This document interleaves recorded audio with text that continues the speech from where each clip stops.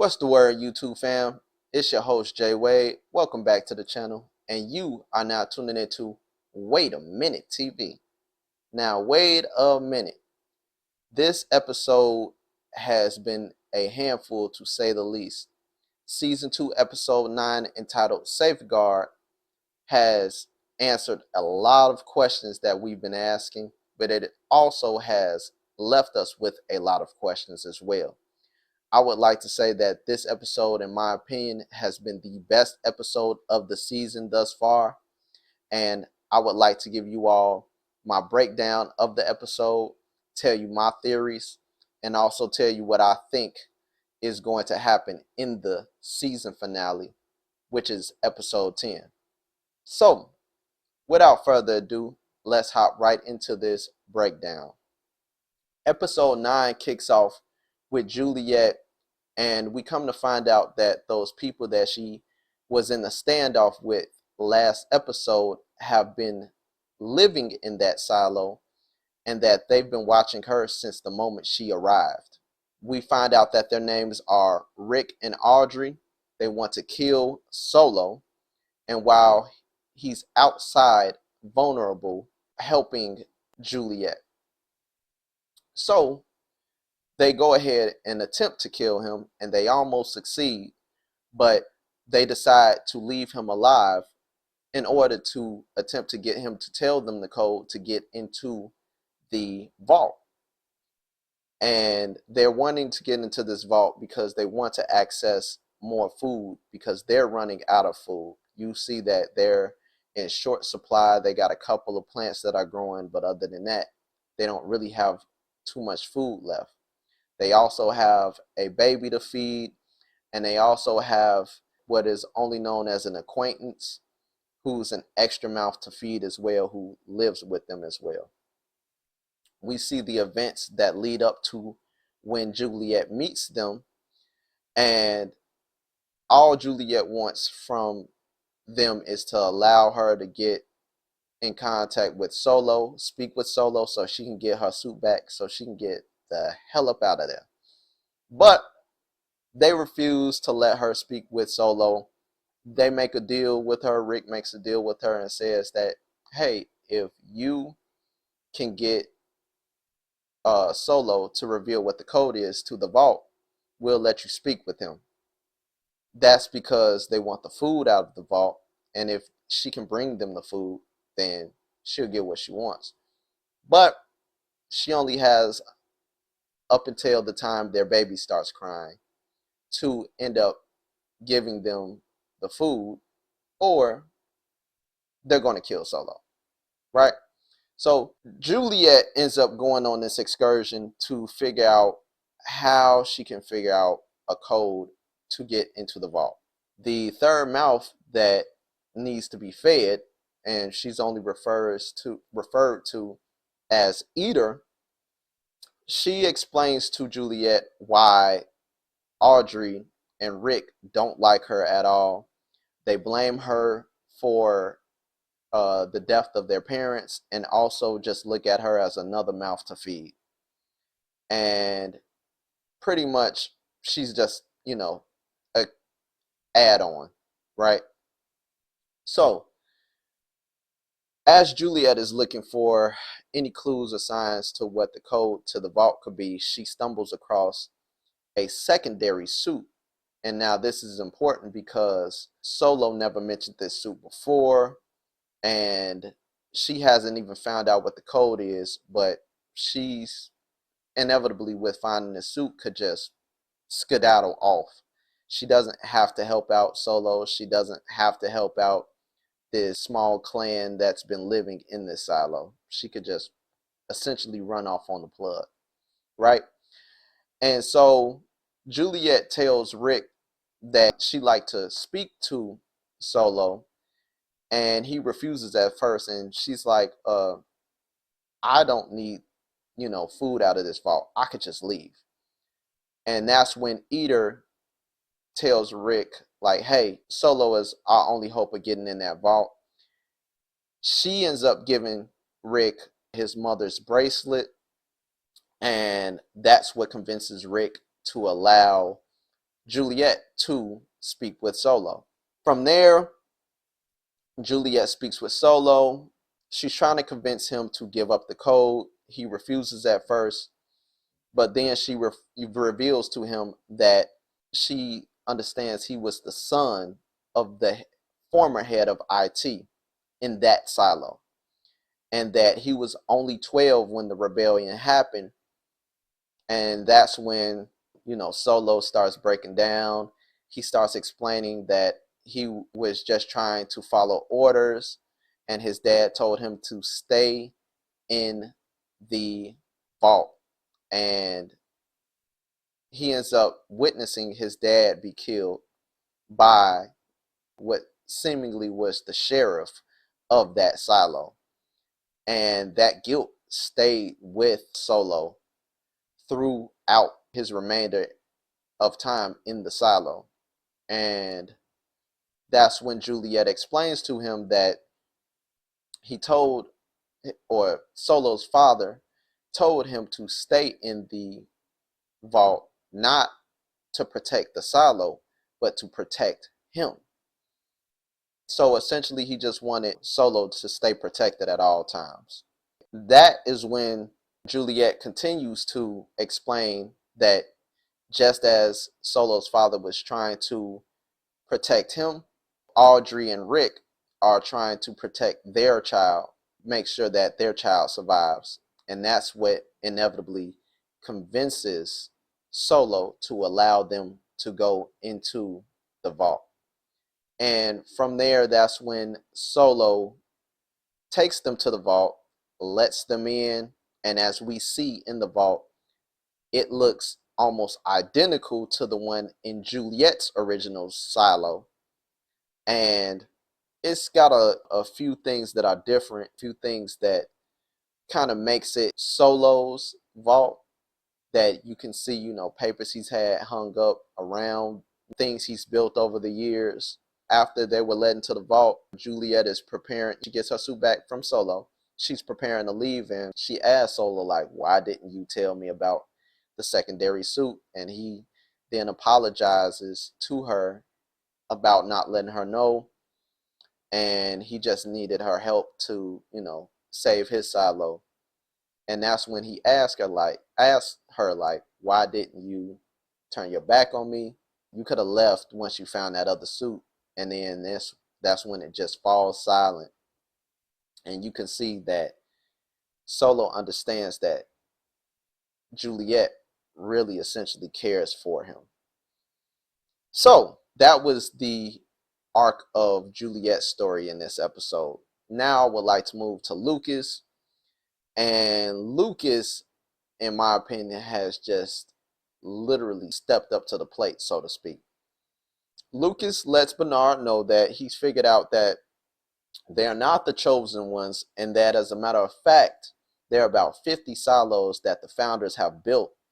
And that's when Bernard explains to Lucas, like, yeah, every head of IT, along with their shadow in each silo, knows this information.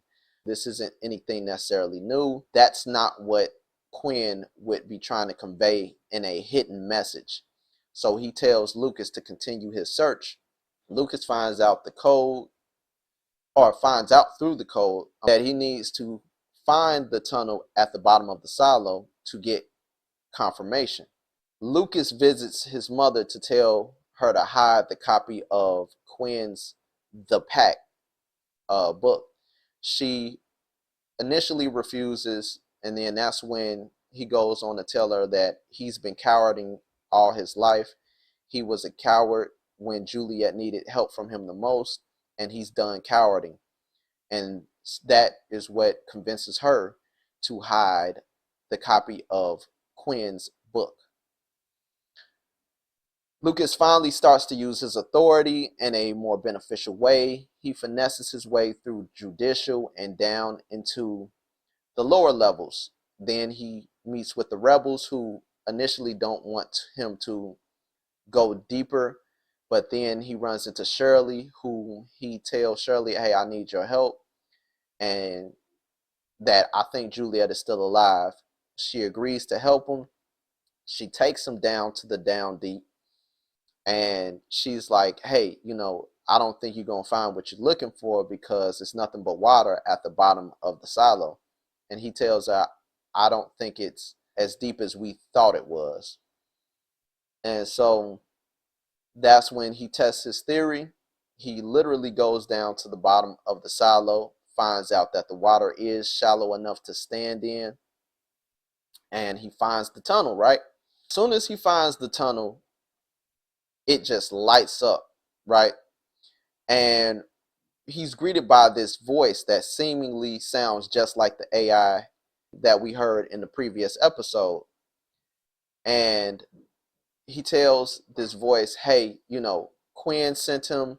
The voice tells him that along with him, the only people who have actually accessed the tunnel have been Quinn, Judge Meadows, and George.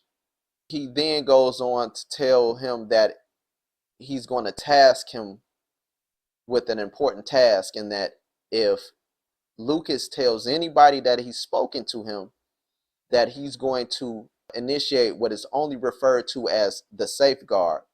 He asks Lucas, do you know what the safeguard is? And Lucas replies, I do.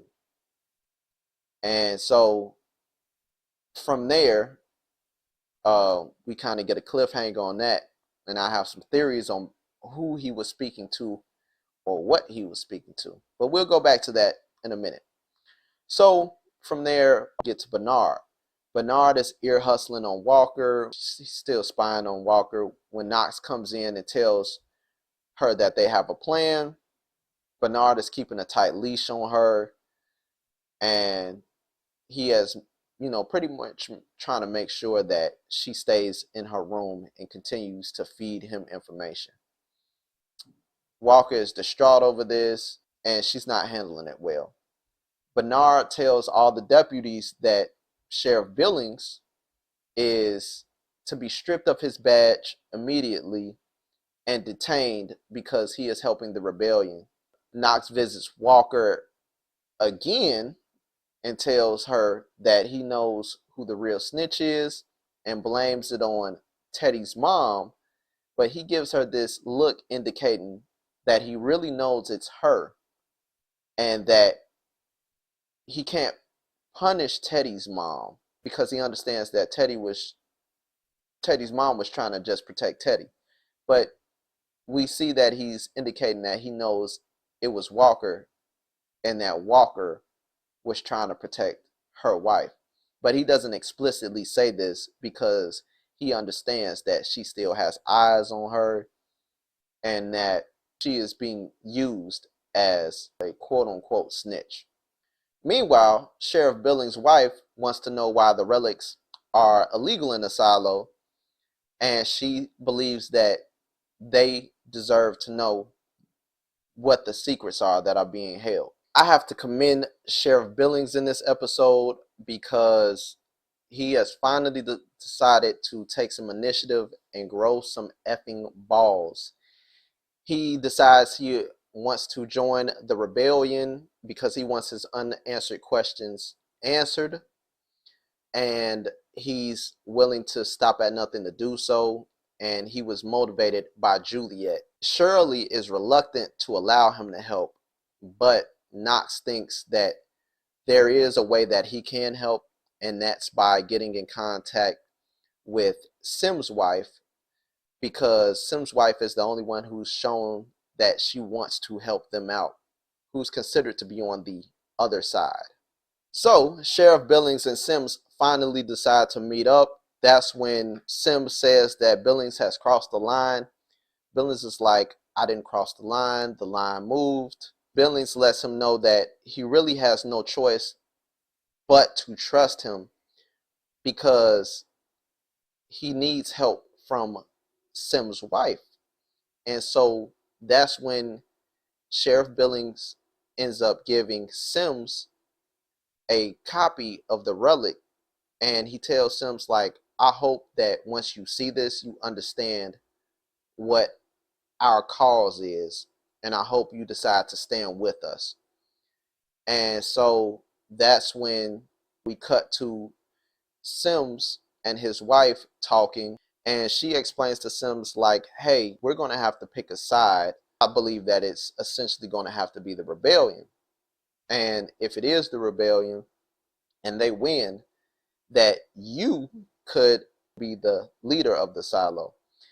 And that's when Sims is reluctant to that idea. He's like, nah, I think they're already going to look at me as the villain. And then that's when Sims' wife says, you know what, I'll do it. And he agrees. Then he does go on to say, but I do believe that there is a way I can help the rebellion. There is a key with the number 18 on it that Bernard has, and he uses it every time things in the silo gets kind of out of hand. And he says that this key is to a server room, and he believes that whatever is in this server room, because he doesn't know, he believes that whatever is in this server room, that it will help out the rebellion significantly. And that's pretty much the highlights of this episode. So what are my theories? My number one theory is that this safeguard is a protocol, and I believe that the protocol is essentially to flood out the silo. As we saw in the silo Juliet is currently in, it was flooded. We don't know quite how that happened, but I think that this safeguard has something to do with that. And then my second theory is, who was Lucas talking to? I believe that Lucas was talking to an AI. The AI Lucas was talking to, it is the overseer of all 50 silos. I believe that the 51st silo that Bernard referred to is where this AI resides. What the AI's purpose is over these 50 silos is not quite clear, but I'm willing to bet any money that that is an AI that Lucas was talking to. My third theory is that in this next episode of season 2, which is the season finale, the Silos rebellion will finally rise up and start to rebel. I'm very intrigued to see how that's going to play out in season 3. So for me, those are my top 3 theories. Please let me know what you all think down in the comments. Please like, share, subscribe. And yeah, until next time, YouTube fam, I'm out.